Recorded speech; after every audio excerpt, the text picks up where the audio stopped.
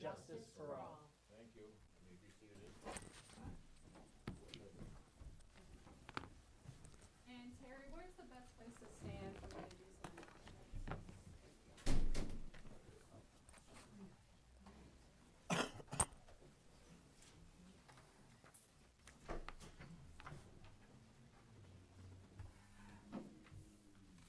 All right, hello and welcome to everybody who is able to attend this evening.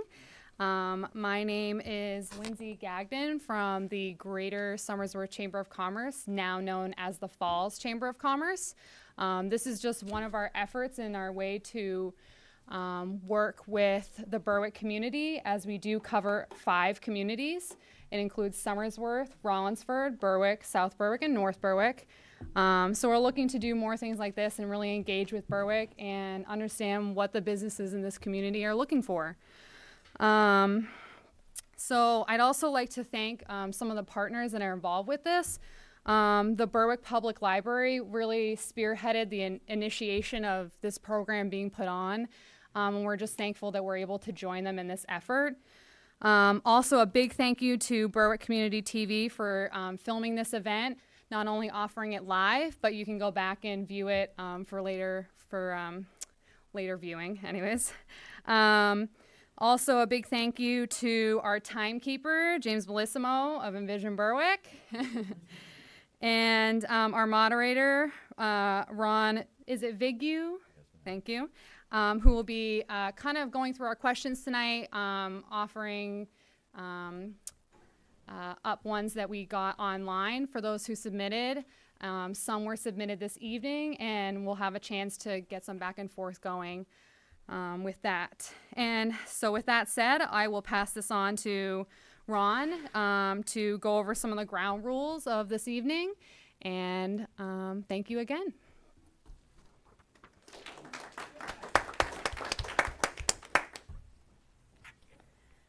The candidates are going to open up with a 5-minute. Each candidate will have a 5-minute opening remark. Okay. Then we'll get into a question and answer session, and then each candidate will have a 3-minute closing time for remarks. And candidates, I don't know if you've been informed, but we have a timer here. When the blue one gets up, it's 15 seconds, and I won't be bashful. Okay, just to give you an advance warning, I won't be bashful to cut you off. The questions, we will try to keep you to 1 minute, but if you need a little bit more time, let us know. We're going to try to keep, they wanted originally to do the questions all through me, but I think we're going to try to do it where if you have a question, we'll ask you to go to the microphone and you can speak directly with the candidate, just one at a time and to one candidate. If it gets a little uncivil, that's the word they use, then I'll shut it down and we'll direct all the questions through me. So if we can conduct ourselves in a civil manner, we'll do it that way so you can talk directly to the candidate and ask your questions. Are there any questions? Any questions? I've been reminded by the boss over there that turn your cell phones off, please. I'll start off by introducing the candidates, and then after I introduce you, if you'll stand, and then we'll start with the opening remarks. The first candidate is the independent candidate, Noah Cobbs. Thank you. Second candidate is Charles Galemmo, the Democratic candidate. And lastly, Beth O'Connor, the Republican candidate. Mr. Cobbs, we'll start with you. Hi, everybody. My name is Noah Cobb. I'm the independent candidate for state representative. I'm a business owner. I'm an Eagle Scout. I'm a former member of the Maine Army National Guard. And frankly, I'm just fed up with politics as usual. I'm tired of being asked to choose between 2 parties, which, in my opinion, have been more busy with fighting over, who's in charge instead of representing the people that put them into power. It's frustrating I've seen it all my life, and it's getting worse. And it's motivated me to put my own money where my mouth is and run for this position. I want to see Berwick have real representation. To me, real representation means that when you speak as a community, the representative listens and brings that to our state government and puts that forward. Even if it doesn't necessarily align with their party or their personal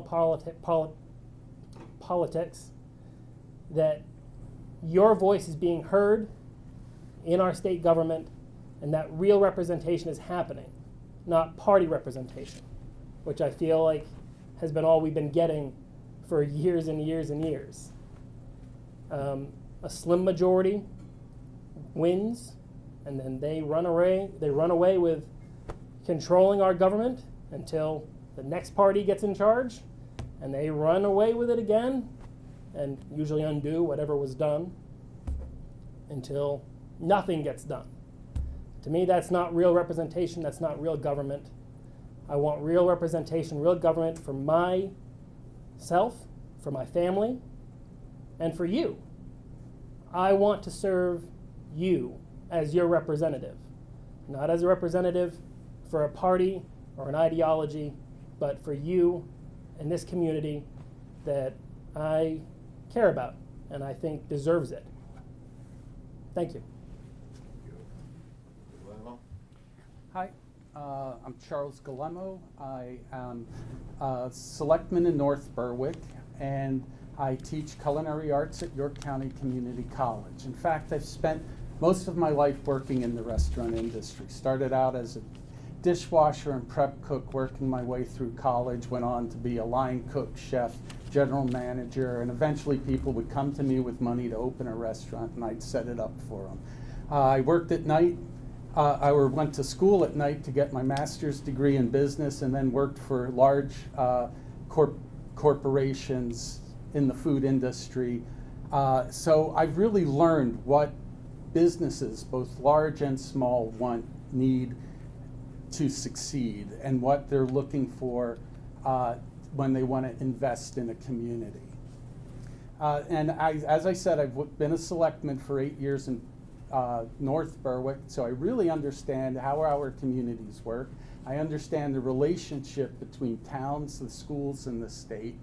I know how Augusta works, and I have a good understanding of the challenges facing our communities and state. Now, I want you to think, how many of you know someone who's struggling to pay their property taxes? Could be a relative, a friend, a parent. How many of you are happy that the state gave a large tax cut to incomes above $100,000, and then in order to pay for that, they haven't funded our schools properly, and they've cut the aid to towns, forcing up our property taxes? What this has done is it's made it hard for people. It's turned the tax system upside down so that today, if you earn the average income and live in the average home in Berwick, you're paying over 14% of your income in state and local taxes. Whereas if you have a luxury home and are making over $200,000, you're paying closer to 9%. And this isn't right. It's forcing our working people to work harder to make ends meet, and we're taxing our seniors out of our homes. We need to change this, and there's 3 things we can do. First, let's fund the schools statewide at 55%. For Noble, that would mean $2.8 million more. And they just had a $900,000 tax increase, or budget increase rather, so that would be nearly $2 million in tax relief. Our towns, the state took away ways the towns could raise money, and they are still charging those taxes, but they promised to give some of it back. Well, now they're giving less than half. We need to get that fully restored. And finally, to ensure homeowners, our seniors get tax relief, we need to have a 50% increase in the homestead exemption. Now, all of these things, one, it's going to help working people. It's going to help our seniors stay in their homes, but it will also set the table for real sustainable economic growth in our communities that will draw businesses in. You see, because what businesses want, they want to see good schools so they have employees that are skilled at the jobs they need, and also people generally making a good income so that they can go to those businesses and patronize them. Second, they want towns with good, strong communities, towns with good services, because they need the fire, the rescue, the roads, so that they can be profitable. And last, they also care about their property taxes too. If you're a small business starting out, you're probably not paying a lot of income tax because you're not making a large income. But that property tax, it's an anchor around your neck, and it really hurts your business starting out. Now, I have lots of other positions. Healthcare, very important, and hopefully we'll get to those tonight. But if you want a candidate who's going to work for you, who's going to bring fairness to our tax system and set the stage so that we can have real growth to bring jobs, to keep our kids in this state, then I'm your guy. Thank you. O'Connor?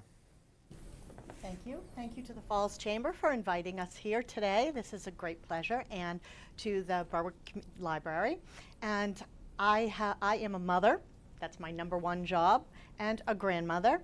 I have served you on Health and Human Services for 2 years. I've also served you on Energy, Utilities, and Technology for 4 years.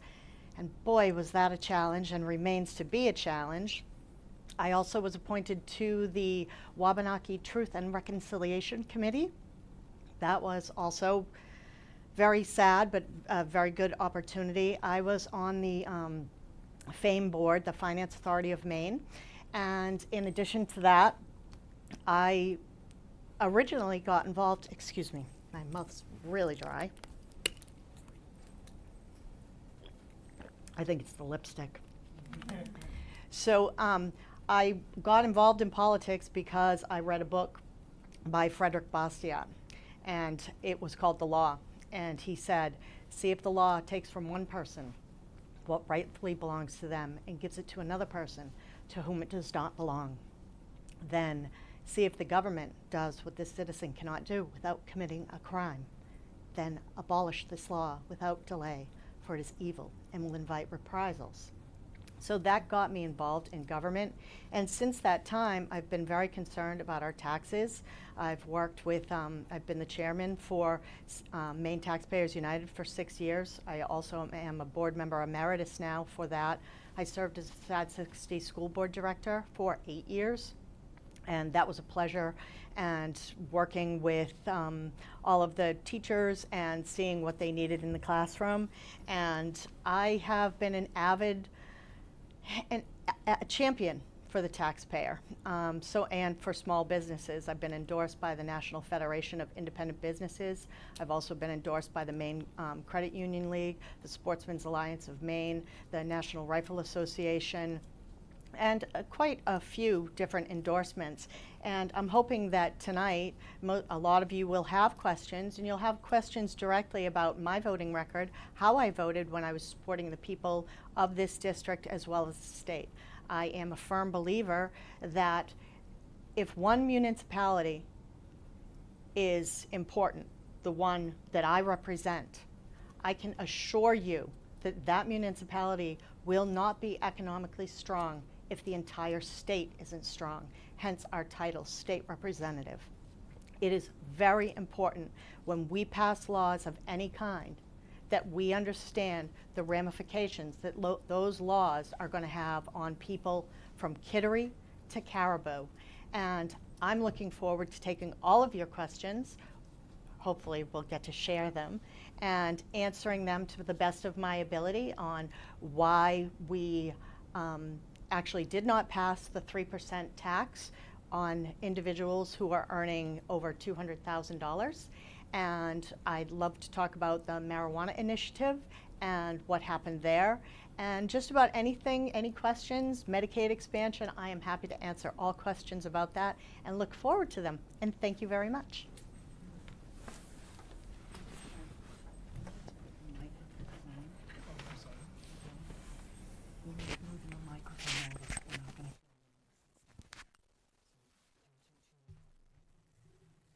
Oh, that's a good idea. Thank you, Terry.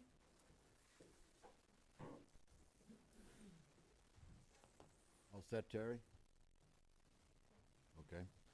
I'll start off with the first question that was submitted, and then just to get the ball rolling, so to speak.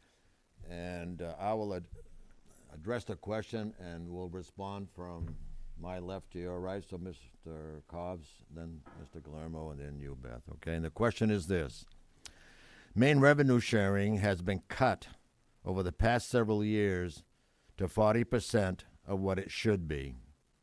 Do you think that the state should fully fund revenue sharing? And if so, will you work to ensure it passes? Mr. Cobb. Absolutely. I think that Maine revenue sharing being cut is one of the many contributors to Berwick having a higher property tax than other communities that surround it. And I feel like the rationale for it is not there. You know, it's just the government, you know, taking from Paul to pay Peter. You know, they're just shuffling the money around until eventually, you know, we're going to lose stuff. We're going to lose services, and you know, we're paying for it on the back end in our property tax. We're already losing funding that should be going to our schools. As an independent, I've already talked to multiple independents that are already in the legislature, and they all talk about how easy it is to talk to both parties about these issues because they are independents. So I feel like I would be in the best position to actually push it through. Thank you, Mr. Galemmo. Yeah, so revenue sharing, that was the money, the aid to the towns I was talking about in my opening statement. And the governor has stated that he wants zero revenue sharing. Well, you know, they restricted our towns so that basically the only way we can raise revenue is through the property tax or your car registration fees. And the property tax is extremely regressive. It hurts working people, low-income people far more than upper-income people. So that, you know, we need for the state, if the state's going to keep on charging those taxes, then we need for them to meet its promise it made on revenue sharing. Thank you, Mrs. O'Connor. Thank you. Actually, right now, the revenue sharing is slated to go back up to 5%, right? And that will cause in the budget, the up-and-coming budget, a $213 million structural gap. I will support it. I've talked to my boards of selectmen for both towns. They do want that to happen. However, what my preference was, instead of increasing the revenue sharing, would have been to decrease the income tax. We had actually the Office of Fiscal Review look at this, and we could have saved the people of Berwick well over, I'm not sure about the numbers for North Berwick, but if we had lowered our income tax, it would have been well over $1 million back into the pockets of the individuals earning the money. However, in this particular case, when it goes back up and the legislation is there, I will support that legislation if it is what the constituents of this district want me to do. Thank you. Is there somebody that would like to ask a question? If not, this is a question that was submitted by someone who just walked in a little while ago. Please explain your policies to lower energy costs for homes and businesses. Ron, excuse me, do you want to go to 2 minutes of response, or is 1 minute good? They're doing okay. 1 minute good? Okay. No, I mean, if they need a little more time, you can go to 15 seconds over or whatever. Right. Okay. And if you need more time, just ask more time. Okay. I'll repeat the question. Please explain your policies to lower energy costs for homes and businesses. Why don't we start with you this time, Mrs. Oh, O'Connor? boy. So I serve on energy, utilities, and technology, as I said before, and there's a lot of things that we can do to lower our energy costs. One of them is I have worked explicitly with Efficiency Maine, and what we did was invest in Efficiency Maine. We invested $63 million. That comes straight out of your electric bill. We need to insulate homes. We need to use the heat pump program. We need to just make sure that the infrastructure that we are building is efficient. Taking that money, that $63 million, we actually saved $190 million. And so we had a really great positive rate of return. And when I serve on energy, utilities, and technology, I ask the people who are selling me something up front, I say, what I want to know is how much is this going to cost me? And my family, my friends, and my neighbors, and when can I expect my positive rate of return?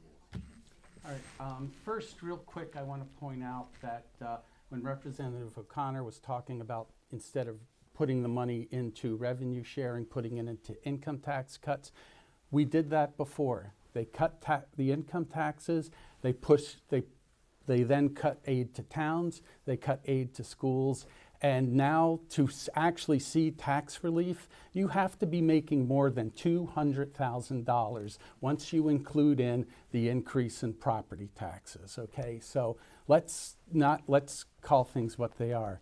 Now, energy costs. Our state's hurt by them. There was a bill, LD 1444, which Representative O'Connor voted against, and it would have brought solar to Maine. This is an independent study done by the Maine Public Utilities Commission, which says solar would have reduced our energy costs. There are more solar jobs in Massachusetts than there are coal jobs in the entire United States. By investing in solar, we can bring jobs and lower our energy costs. Mr. Cobb? Yes. Firstly, I don't know how effective our investment in Electricity Maine has been.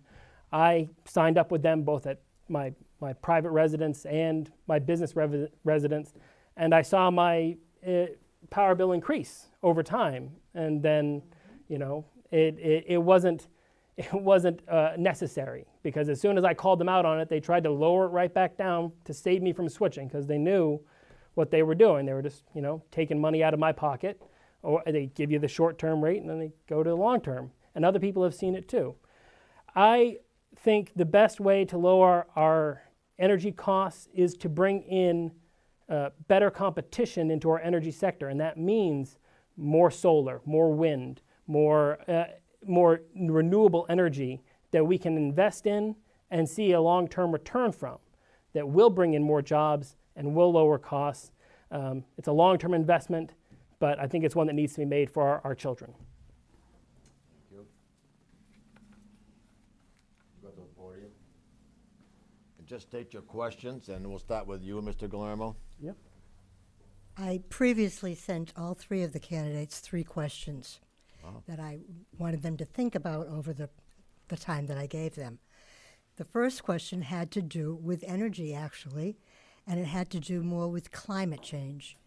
Because we have now seen this dire prediction in our climate change, what can the state do about this?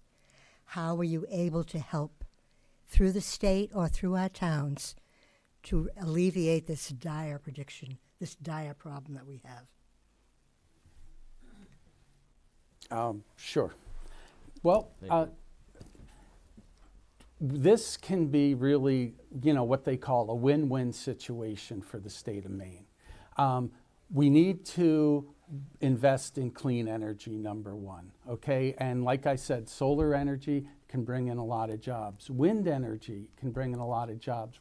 Near where I grew up, Chateaugay, New York, there are wind farms, and the farmers were able to keep their land and farm around the windmills, with the additional income they got for renting out the land to the windmills. We also need to look at the way we heat our homes. Maine is most dependent on oil heat, and that's highly inefficient. So at least going forward, if you put in a new furnace and it's oil, you pay your sales tax. If you move to electric, well, maybe we don't have any sales tax on it. If you go with a clean energy solution like solar panels, you get a tax credit. Beth? Yes, I'm wondering, so are we answering the questions that are being asked here or just going willy-nilly? Well, answer the question Okay, she posed. I'm more than happy to. So, thank you, Ruth, for the question. And with climate change, I think one of the most important things, we know it's happening. And unfortunately, it will have some devastating effects. Number one, the Amazon rainforest are the lungs of the earth. We need to stop destroying the Amazon rainforest. That's number one. Number two, we have to invest in better infrastructure with energy efficient. And I think Mr. Cobb was, I think, confused with Electricity Maine. They are not a very good company. I was talking about Efficiency Maine. We need to use programs like that to make sure that energy efficiency is paramount in everything new that we're building now. We need better roads, and we have ethanol in our gasoline. It takes so much more time and money and oil to produce corn ethanol, and we get 20% less gas mileage using corn ethanol in our gasoline. Those are a few things, and Ruth, I'll talk to you all day about this. Mr. Cobb? Thank you. You're right, Beth. I was confused. Thank you for pointing that out. No problem. But I did see you made a post recently about ethanol, and I went to that article and I went to the report that article was based on, and I read 159 pages of that government report, and it did not support that conclusion. The real loss of gas mileage from ethanol being in our gas at 10% is about 3% of our mileage lost, but we save far more from the actual cost of gas that we're saving by putting that 10% in. In terms of climate change, it's real, it's a big issue, and it's not something that we can just fix in Maine by ourselves. It has to be a nationwide effort, but if we're looking to do stuff in Maine, we can give companies, manufacturers in Maine, good tax credits for being clean, for adhering to a lower emission rates than they could just do on their own. It will give them a reason to stay, and it will give us clean air. Thank you. Ann?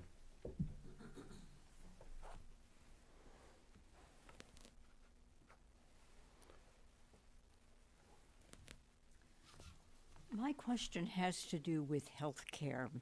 I've been making phone calls all around the state, hundreds of phone calls, working for a campaign. I've been calling Republicans, Democrats, and independents. And the priority that I hear from all of them is, this is 95% of the people I spoke to, health care is the top priority, their top concern. So my question is, what positive steps would each of you be taking, should you be elected, to improve the status of health care in Maine? Primarily Medicaid expansion, which was voted here in Maine in 2017 by 59% to 41%. And which could ensure that as many as 70,000 people receive the benefit of Medicaid. These are people who are uncovered by any insurance at this point.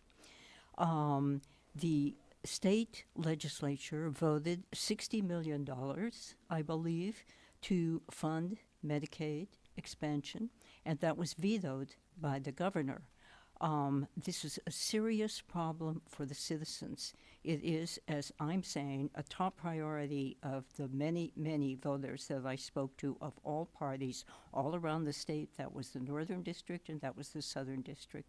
So my question is, what steps do you think could be taken that would address this problem of the uninsured and ensure that we get quality care into the people who presently in Maine are without Medicaid expansion? Thank you. Thank you, Ann. We'll start with you, Beth. Okay, So I voted to support the governor's veto. The reason for that was because we've already been down this path. 2001, 2003, we expanded Medicaid. Unfortunately, what happened with that was we had far more people join Medicaid than we expected. They came off of regular private health insurance, unfortunately, and the costs ballooned. We had almost a third of our population on Medicaid, which is not sustainable, at which point the costs kept going up. Our hospitals were not being paid. They were losing employees, laying employees off, and it kept going and ballooning. And unfortunately, once that happened, we got stuck. Our money came in, the American Recovery Act and the stimulus funding. And when that came in, they used that as a bailout to pay out some of the debt. It continued. And then we finally rewrote the liquor contract and paid that off. There are other ways that we can bring better health insurance into this state. No one has to go without right now. You can get a plan for about $15 a month. And if anybody's interested, they can email me and I can put them in touch with an insurance agent that can actually get them this coverage. Also, with Medicaid expansion right now, it is the law. And if you go in and you apply for that now, even without the funding, the state must provide it. Charlie? Yeah, a $15 a month policy, you have a $10,000 deductible. They'll pay after that, they'll pay 50% of the costs up to $100,000, and then you're on your own. So if you can afford that, you can afford regular insurance. Medicaid expansion, in knocking on doors, I met a woman who both her and her husband work. They have insurance through their employer, and they're scared to death because their daughter is approaching the age where she'll be off their insurance. And she needs insulin, which costs $500 a vial, and they're afraid that she'll be dead within a year after she's off their insurance. Today in Maine, because of how they restructured Maine Care, a baby born in Cuba has a better chance of seeing its first birthday than a baby born in Maine.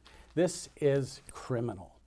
What we need to do is expand Medicare immediately and fund it. The governor wanted it funded a certain way, the legislature passed it, he vetoed it anyway, and Representative O'Connor supported that veto.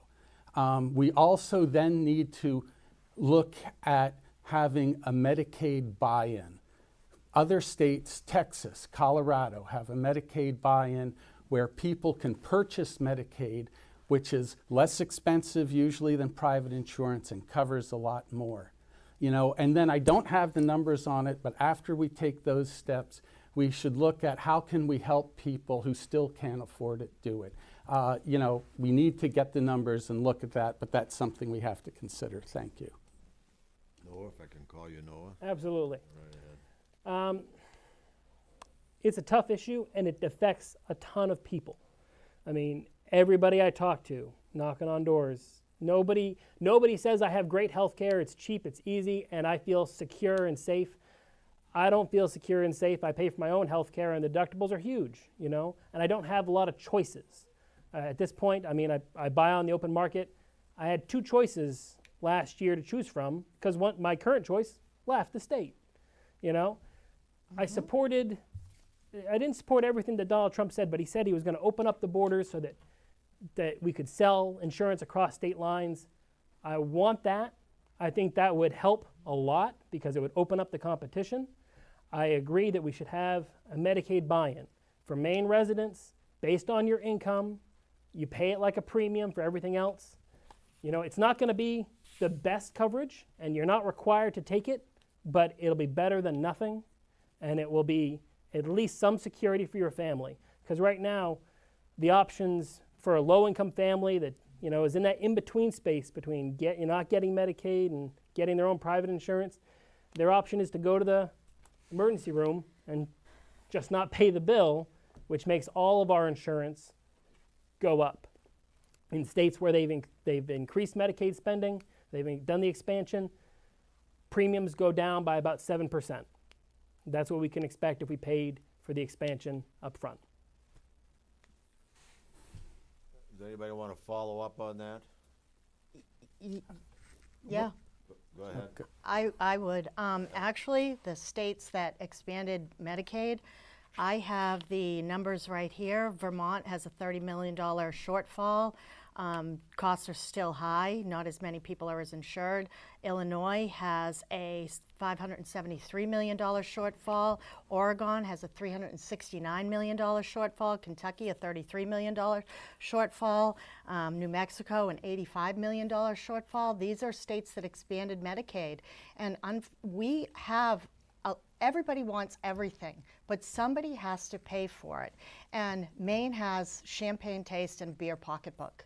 And so I want everybody to be covered, and I do want the best for all people. And I know that expanding Medicaid again is going to put us in the hole, just like it did before, and people are still going to be without health care.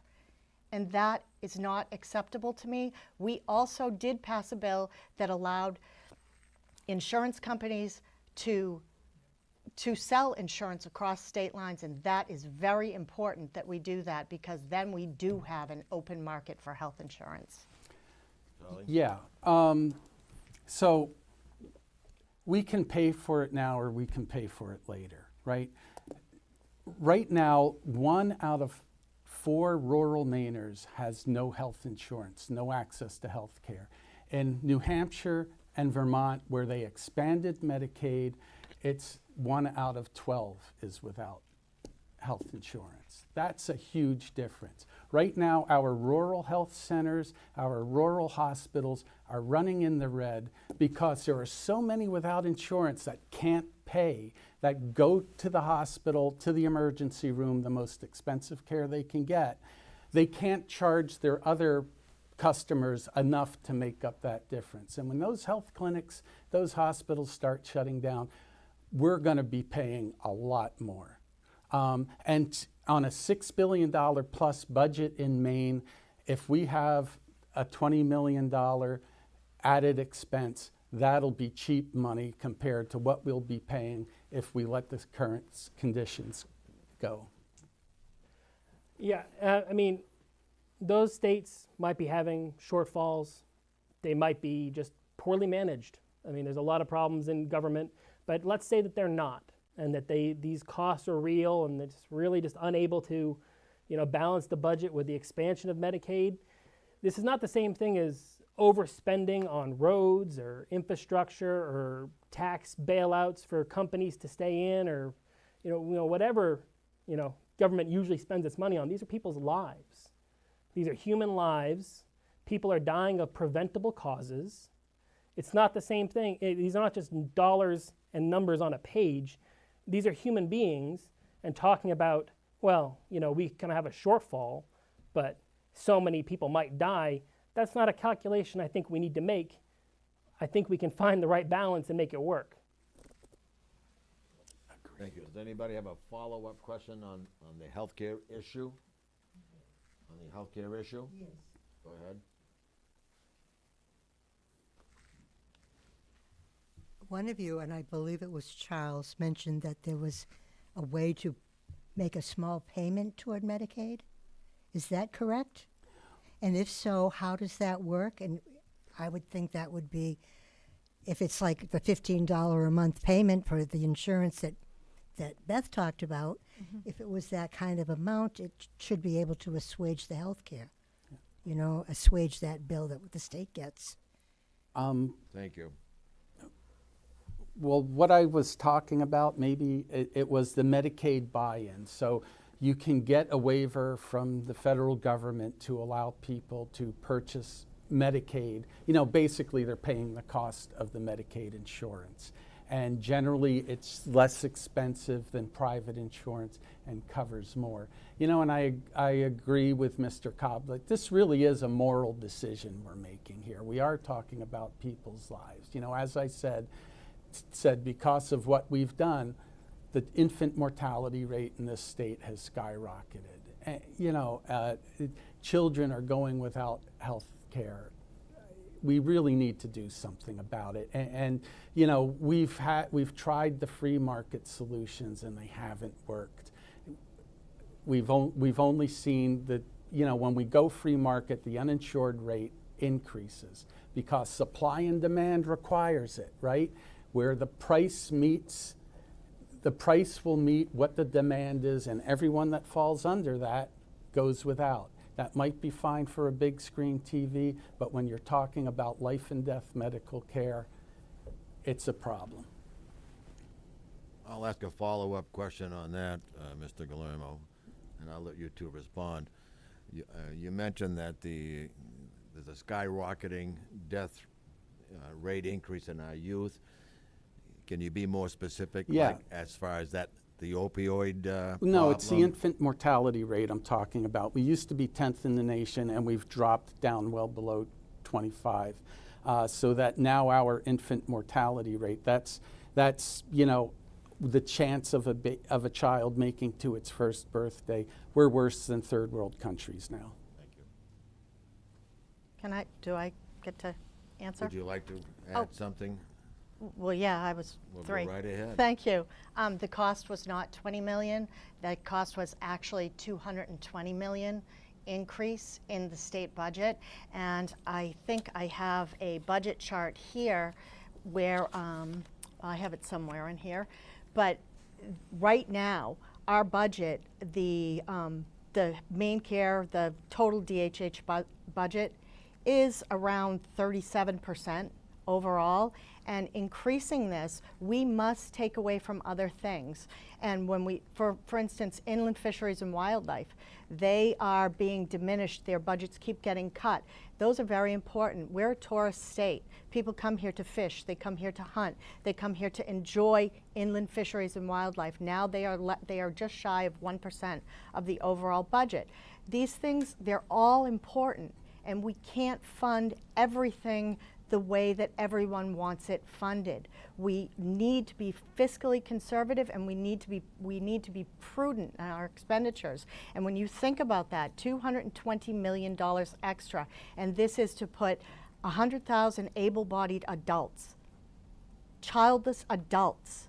That's what this expansion was. And frankly, as long as we have individuals on wait lists for services are truly needy, then we shouldn't be expanding this. We put $48 million in the budget for that, and it was cut out. They only got $16 million. Beth. Wrap. Sorry, Noah, you want to say it's a something? passion. Well, Beth is right. You can't have everything. You can't pay for everything. The state shouldn't pay for everything. I believe in the free market. I'm a businessman. I don't want the government in the free market when it doesn't have to be. But the healthcare industry, it's failed to meet its obligation. It made itself integral, just fundamental to everybody's lives, and then it jacked up the price, whether it was to make a profit or because the system that's the way it works. Because people don't pay pay for their healthcare, they don't pay in the emergency rooms. Either which way, this is where we are. And it needs to be dealt with, and people want it to be dealt with. This is not a minority group. Mm-hmm. The vast majority of the state all agree that we need to fund healthcare better, and I think the best way is Medicaid buy-in.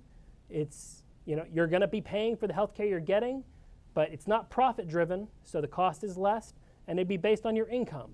So you'd actually pay what you could afford, not just flat rates.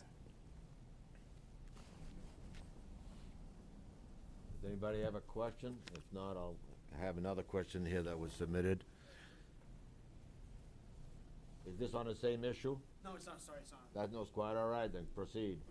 The past couple of years, the voters passed ranked choice voting in Maine, and then we had problems with the legislature not supporting it, and the Constitution. Right now, of course, we're using it for federal election, but not state offices, and it's very confusing for everyone, even myself. But I was wondering if you all would support a amendment for the Maine Constitution to fix the ranked choice voting for all office, state office and federal. Good evening, Laurie. Charlie? Sure. You know, when the ranked choice voting referendum came about, the ranked choice vote people asked me as a selectman if they could put me down as an endorsement. And I said yes, because, you know, I think that what ranked choice voting will do is, you know, Mr. Cobb's worried about the two-party system. Well, ranked choice voting will help third parties, independents, actually have more of a voice and a better chance to win. It'll expand the dialogue amongst in our political debate, and it'll make sure that we don't have a situation where you have two people that are pretty close and one who's out on the extreme, and the one on the extreme just happens to get in under because the other two split the vote. And then you have someone making policies for you that is really not what most of the people want. So yeah, I would support a constitutional amendment to have ranked choice voting in all of our elections. Thank you. Noah? Yes, I first heard about ranked choice voting years ago from a town. It was in a town in Vermont where they were able to rank their choices, and I thought it was the most genius idea I've ever heard. You know, it allows you to express not multiple votes, but express your political philosophy, you know, across a wider range of candidates without feeling like, you know, you've got to go with the two-party system or it's bust. There's one word in our Maine Constitution that keeps us from having it for state offices, and that word is plurality. I don't know why people have made such a big deal about amending our Constitution. We have one of the oldest constitutions in the country for a state, and we've amended it about 175 times. This should not be an issue. The people want it. They voted for it twice, and I absolutely would support it. You know, it's just, it upsets me that we have to fight our own government to get what we want. Beth? So one of the most important things that I've done is take a sworn oath to uphold the Constitution of the United States of America and the Constitution of Maine. And that word plurality, Joshua Chamberlain had troops standing up at the State House because of that word. And I personally do not think that ranked choice voting in this huge nation is a very good idea. It has been done in multiple cities and towns, and in each of those cities and towns, a lot of times what happens is the candidate who wins is not the most popular candidate or the one who actually got the most votes. They get put into a pool.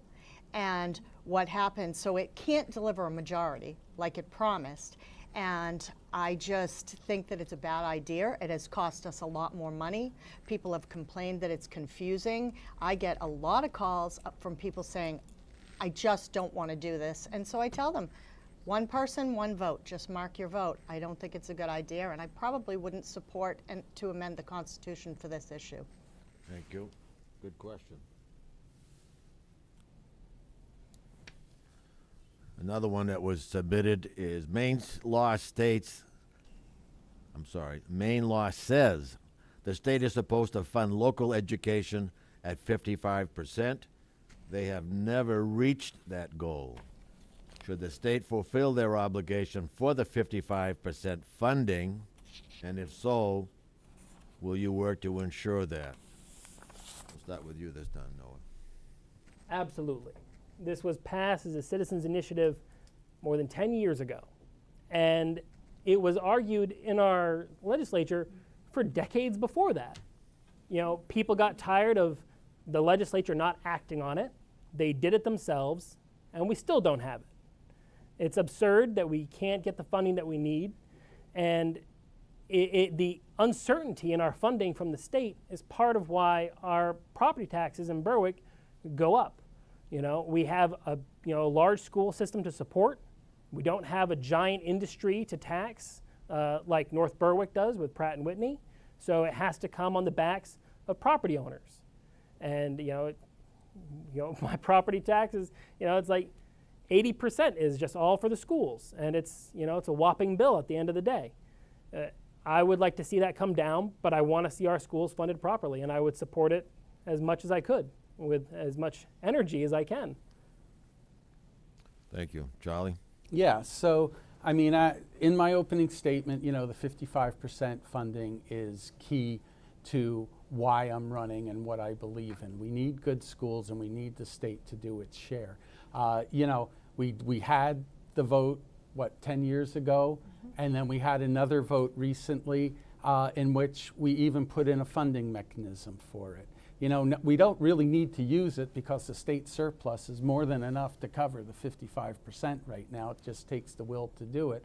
But even if we added that 3%, and I'm sure you're going to hear, it'll cause capital flight because income above 200,000 will be charged an extra 3%. So what they're saying when they say capital flight is that a doctor who's making $500,000 a year, so will have to pay 3% more on $300,000, $9,000 is going to shut down their practice and move out of state. Sean Moody will shut down every one of his collision centers and pack up and go to another state because he's got to pay $300,000 more on, whatever income he makes above 200,000. It's simply ridiculous. Beth? So again, this is a champagne taste and beer pocketbook.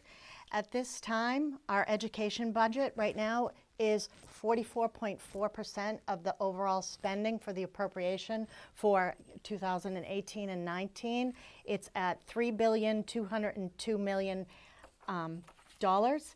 And so would I love to see it at 55%? Yes. But unfortunately, that's been a moving target. We've lost students. Some districts have gained them.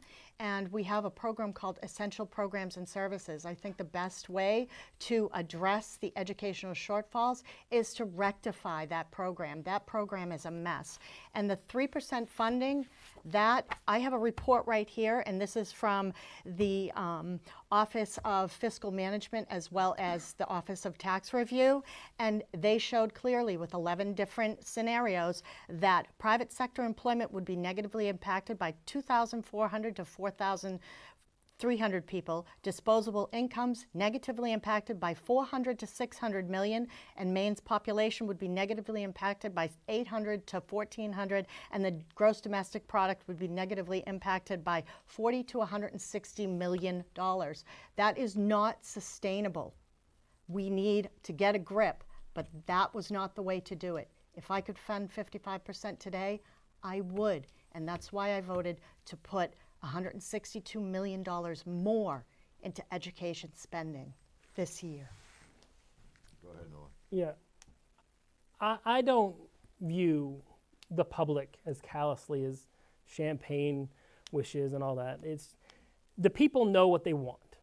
The people have told us repeatedly what they want. They want better funding for the education of our children. And they've said it with a clear voice. We want better funding for health care. I was close to making $200,000 the year that I voted for the higher tax. I was willing to pay a little bit more so that we would have better education for our children. I think that's worth the extra money. And I think plenty of people agree. Based on the vote, I would say that plenty of people agree. If people want these things, it's their government. We have to decide, in the end what we actually want, but they're clear. Better funding for education. They don't want this just slouched off. They've been saying it for years and years. We need to act and stop pretending like it can't be done. Yeah, Charlie. I agree with Mr. Cobb. This idea of a champagne taste on a beer pocketbook. I mean, budgets are about decisions, okay? I mean, even in private business, you got to make decisions on where you're going to spend your money. You also got to make decisions in government where you're going to raise that money from. The state budget hasn't gone down, but what they have done is reshift the tax burden onto working people. Okay, so that now you're paying over 14% of your income as compared to a wealthy person. And when there's bills up to kind of alleviate that, unfortunately, Representative O'Connor has voted against them.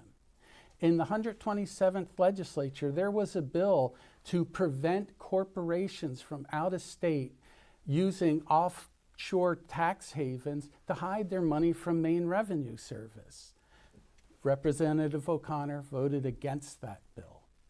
But when there was a bill to put the cost of administration of our schools this year back into that EPS formula she talks about, where they decide how much towns get, she voted against putting administration back in, and that was a direct vote to raise your property taxes. She can make all the excuses she wants, but in the end, if it wasn't funded with help from the state, it came solely out of your property taxes. Wait, hang on. You want to respond? 30 seconds. You all set? No, I stand proudly by my voting record. I work hard. I pay property taxes. I have 4 children. My number one goal is to lower taxes in this state.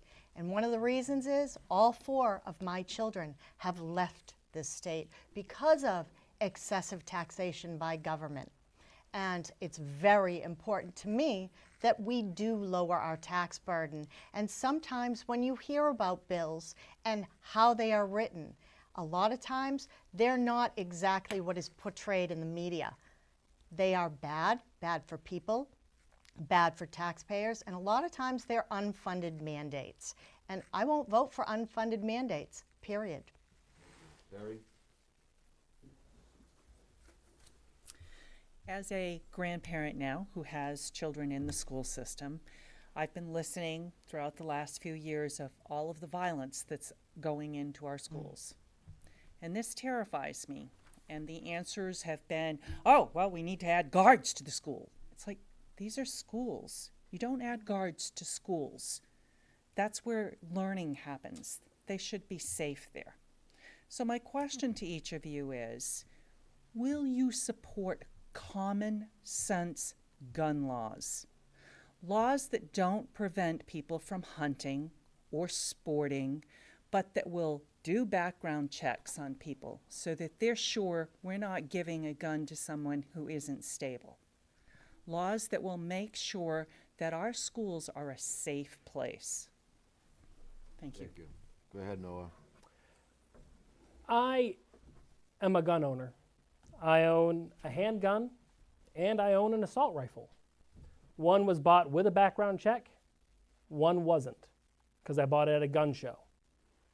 And it was surprisingly simple to walk out of a gun show with an AR-15. I surprised myself that I was able to do it. I believe in gun ownership. I believe that responsible people can and should own guns for their home safety, for their home security, and for the very foundation of the security of our nation. But there's reasonable checks that we can put in play. Background checks are not unreasonable.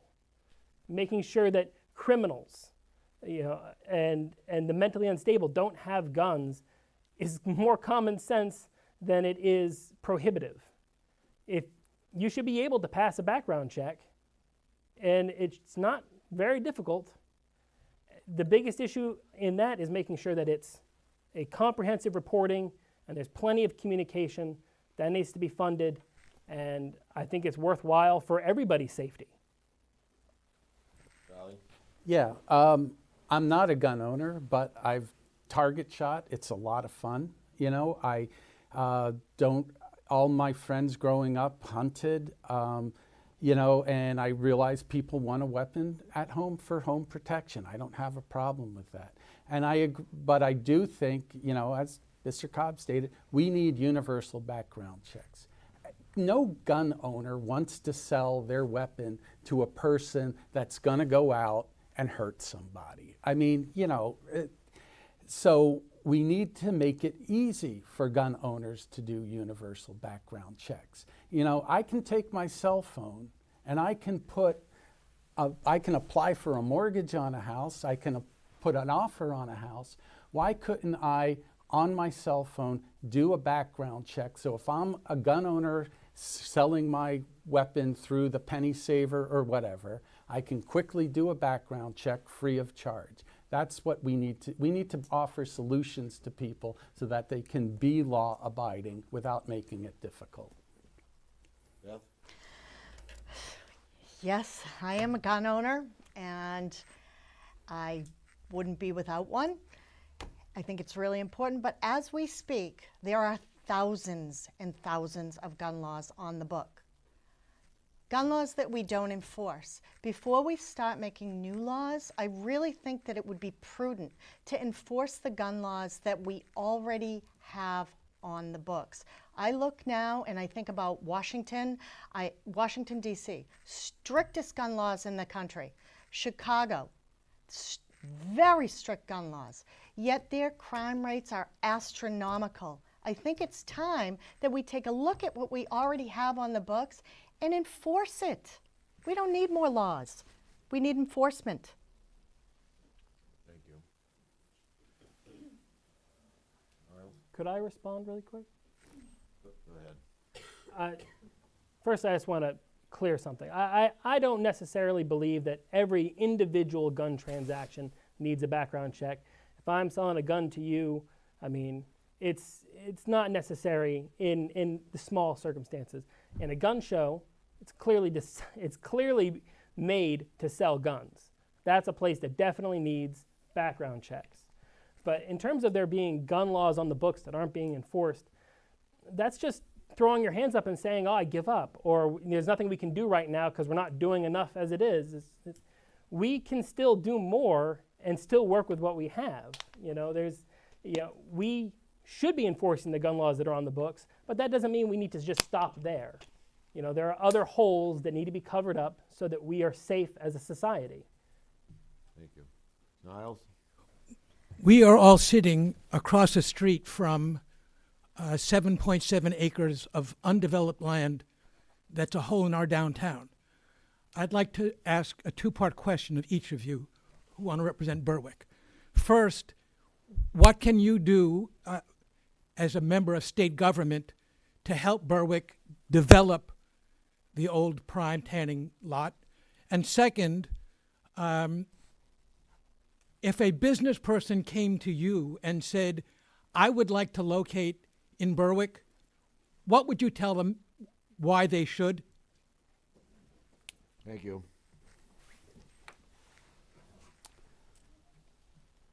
Somebody want to go first? Or go ahead, Charlie. Sure. Yeah, so. Let me repeat. Do you understand the question? I think. Yep. Yeah. Okay. All right. Go ahead. The two-part question. Yeah. So part one, prime tanning. One of the, there is a plan in place to develop it, but I think about it more broadly on a statewide level because there's a lot of towns out there that have something like prime tanning in their downtown that, and they need to develop it. They need to get something going there. First the community needs to decide what they want to do, right? And what they want to see as a vision for their community. Then I think it would be great for the state, there's the Department of Economic and Community Development, to come in and be a silent partner on that. Because towns only have so many carrots and sticks they can offer to developers to get things going in a direction that the community wants to see it going in. So by having the state sit in with them, the state has more carrots and some really big sticks it can use to keep the developers honest. Because, developers, they want to make money and they want to do whatever it is at that site that'll make them money. But having the state as a partner with the town, they can, one, offer better incentives for the developer to keep in line with what the town wants, and also to offer oversight in that whole process.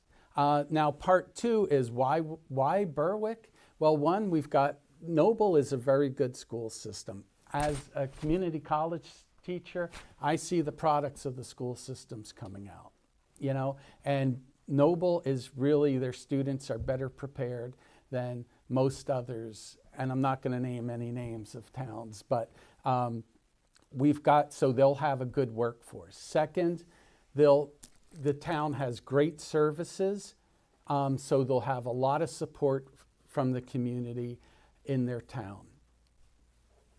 Thank you. Beth? Sure. So, number one, what can we do with prime tanning and how can we expand it and get it moving? So our Board of Selectmen has been doing a wonderful job working with our town manager on that. And I was instrumental. I put in a bill to expand the Pine Tree Development Zone, which offers really good, it offers a temporary tax decrease and offers a corporate tax decrease. And it actually, this particular program has proven to show 125% positive rate of return. So I worked my fanny off. I worked with, at the time, Speaker of the House, Mark Eves, to get this program in place. And we got it passed with a super majority, and so now Berwick is a part of the Pine Tree Development Zone, and I'm hoping that, and we've also expanded the dates on that, that we can entice people into this community. And actually it was Tom Wright was the original person who put in the original bill for Pine Tree Development Zones in the state. He should get a big round of applause for that. And so And so I did, I worked on that. I was really proud of that work so that we could have that here and have that as a tool. And economic development is huge. I've worked with Doug Ray. He's one of the heads of that particular department. And he's more than willing to work with our town at a phone call, anything that we need. He's more than willing to help with the state resources to do that. And why would people want to come to Berwick? There's a lot of great things about Berwick. It's a beautiful community with wonderful people. It has a great school district, and the infrastructure that we have in place, because prime tanning was here, we have an unbelievably efficient sewer district that actually could entice big businesses or businesses of all sizes to use that. Our water department is great, and so we have what we need here to succeed. Mostly it's the marvelous people, and a lot of it is the work of Envision, and thank you. You should get a round of applause. And I'm out of time. Noah? I am a businessman. I believe in the free market, but I'm not a big fan of giving big tax cuts to large companies to come into places. Usually temporary tax cuts become permanent tax cuts, or they want more, or they want to leave. When big companies come and they employ a bunch of people, if they leave, they can unemploy a bunch of people. I would much rather support 5 small businesses than 1 large business.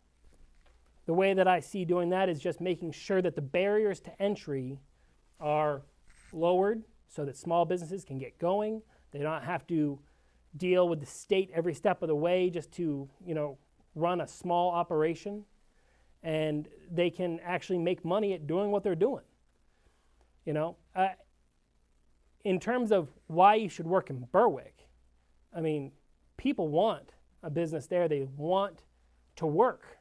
They don't want to have to drive 20 minutes to Sanford, which has a hole in the, with the, doesn't have the mill all filled, or 20 minutes the other way, or 30 minutes because every town has a situation like that. But people in this town, they want to work, they want something there, they want to economically develop their area, and I think that's one of the biggest things, is that they want businesses here.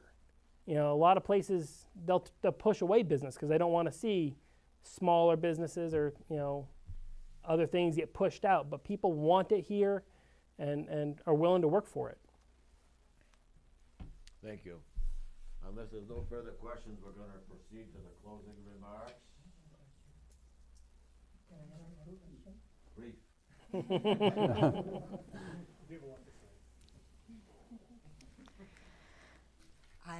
Like I said before, I sent all the candidates these questions. And the third question that I asked had to do actually not so much with the Second Amendment, but the First Amendment. I feel that our country is losing its First Amendment rights. I want to know how you feel about that, and if there's anything that you could do to help assuage this problem or alleviate this problem. Sometimes it's pretty difficult. Maybe it's just a bully pulpit that you could use, but I'd like to know how you feel. Go ahead, Beth. So, all of the amendments to our Constitution are important. The First Amendment is paramount, and we have our Second Amendment to protect our First Amendment. And with the First Amendment, I am not sure how we can stop people from trying to take away our rights to speak. I want to hear everything everybody has to say, because that's how we learn. And we should be more tolerant of each other and more polite in our civil discourse. And a great example of First Amendment rights being violated was I put up signs in the town of North Berwick on private land. And the town of North Berwick took my signs down on one of the gentleman's homes. They trespassed across his land and pulled that sign out, and that was a violation of my First Amendment and his property rights. And so I think that with civil discourse like we've had this evening has been lovely. I've been so happy to be a part of this, and we should keep talking about these things, and we should always talk to each other, because the way we find solutions is when two very different people get together at the same table and we talk to each other. Those are First Amendments, and we can find solutions that way. And Ruth, you are so right about that. We really need to pay attention to our rights, because once they're gone, we're never going to get them back. Thank you, Beth. Charlie? Yeah, so we're talking freedom of speech, the freedom of press, the right to peaceably assemble, the separation of church and state. All of these things have been the bedrock of our country. It's what's made our country great. We have so many churches in this country because we've had a separation of church and state. We haven't had the government deciding which religion is right and which religion is wrong. The press has flourished, and politicians have to get used to the idea that they're going to be criticized and accept it. This is something that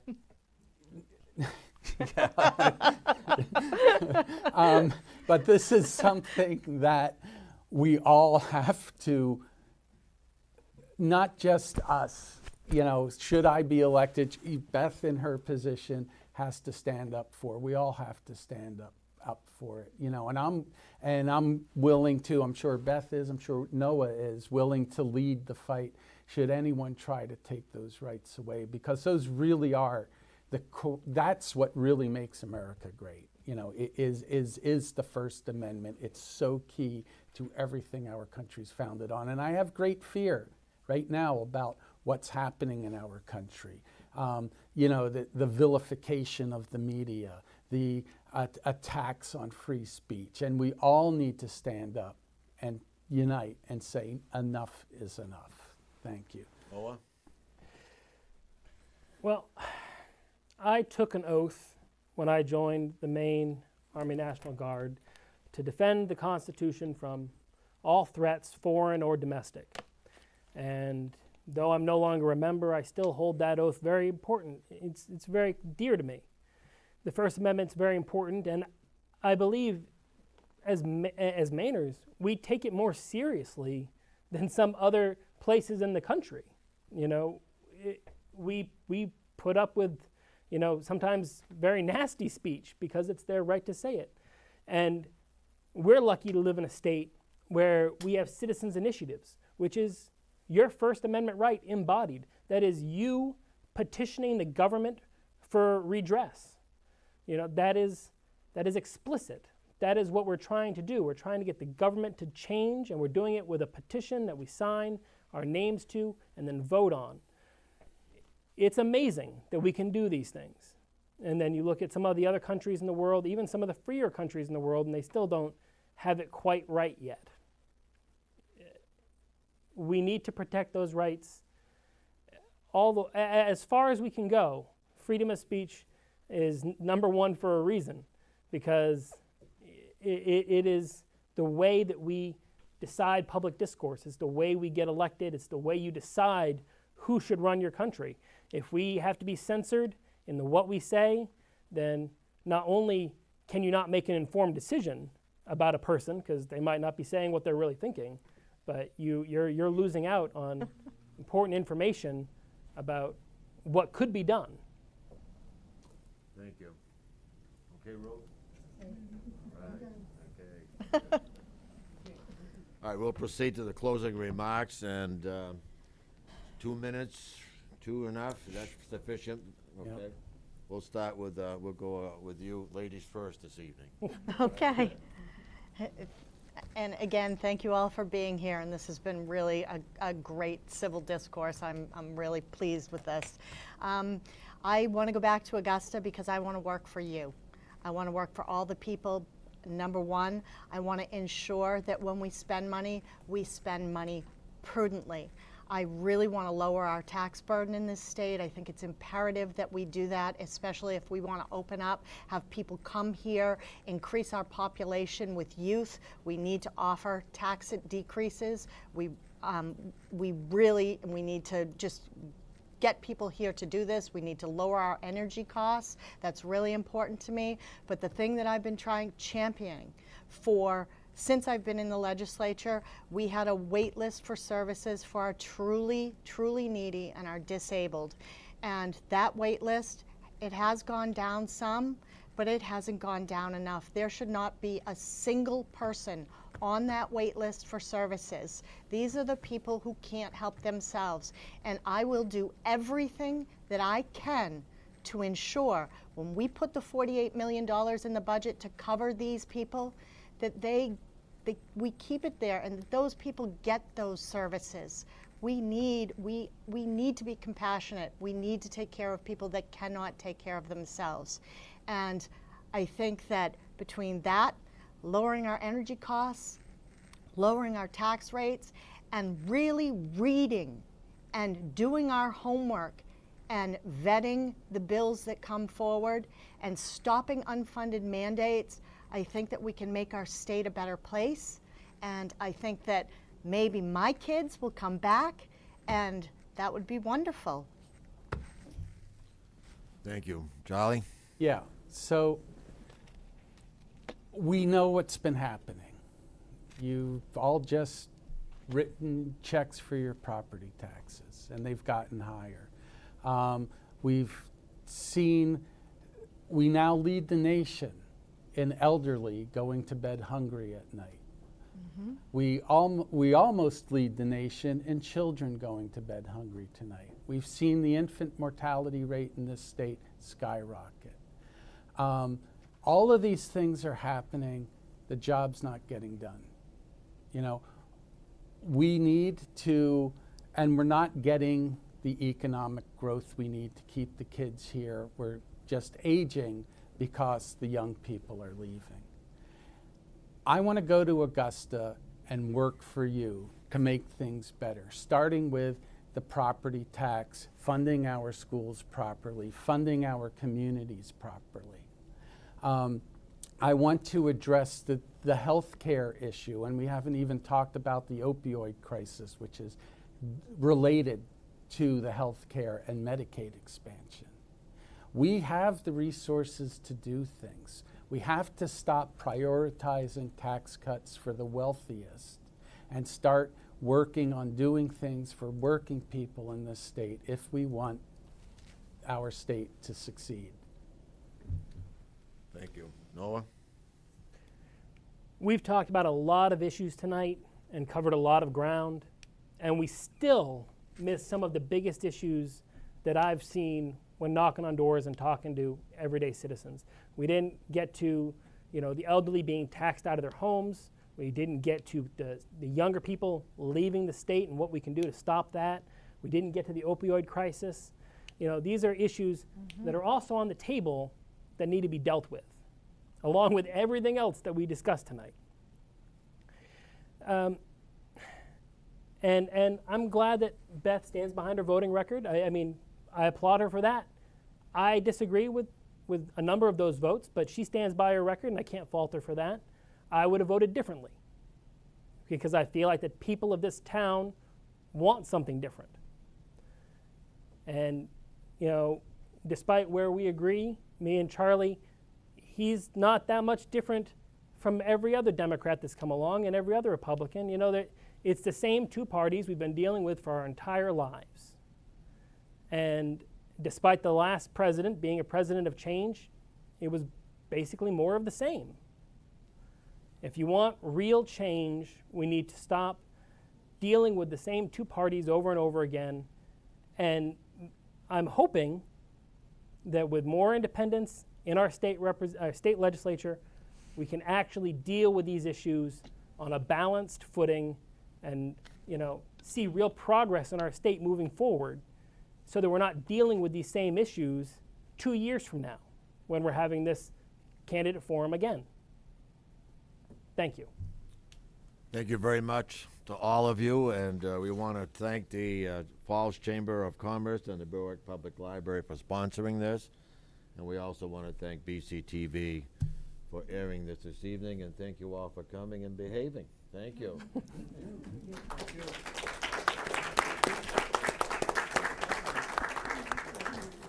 Go Red Sox. Yeah. Go Patriots. Okay.